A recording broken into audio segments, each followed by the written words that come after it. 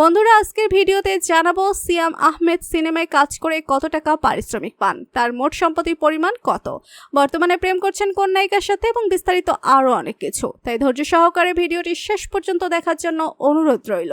1990 সালের 29শে মার্চে বাংলাদেশের পিরোজপুর জেলায় জন্মগ্রহণ করেন সিয়াম আহমেদ। সেই অনুযায়ী 2024 সালে ওনার বর্তমান বয়স 34 বছর। লন্ডন থেকে সিয়াম গ্রাজুয়েশন কমপ্লিট করেন। সর্বপ্রথম বিজ্ঞাপনে মডেলিং এর মাধ্যমে অভিনয় ক্যারিয়ার শুরু হয় ওনার।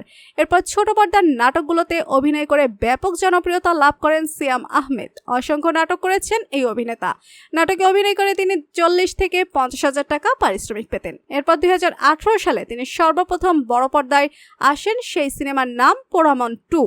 প্রথম সেই সিনেমাতে অভিনয় করেই তিনি ব্যাপক জনপ্রিয়তা লাভ করেন এবং সেই থেকে ওনাকে আর পেছনে ফিরে তাকাতে হয়নি।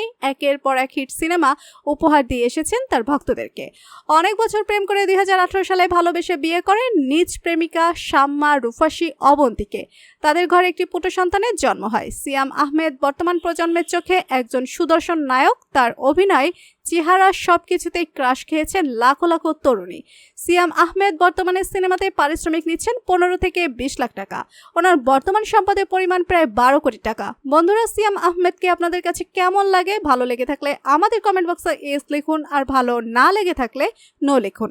এরকম নতুন নতুন ভিডিও পেতে আমাদের চ্যানেলটি এখনই সাবস্ক্রাইব করুন আর পাশে থাকা বেল আইকনটিতে ক্লিক করে দিন আমাদের নতুন ভিডিও সবার আগে দেখার জন্য। ভিডিওটি শেষ পর্যন্ত দেখার জন্য ধন্যবাদ।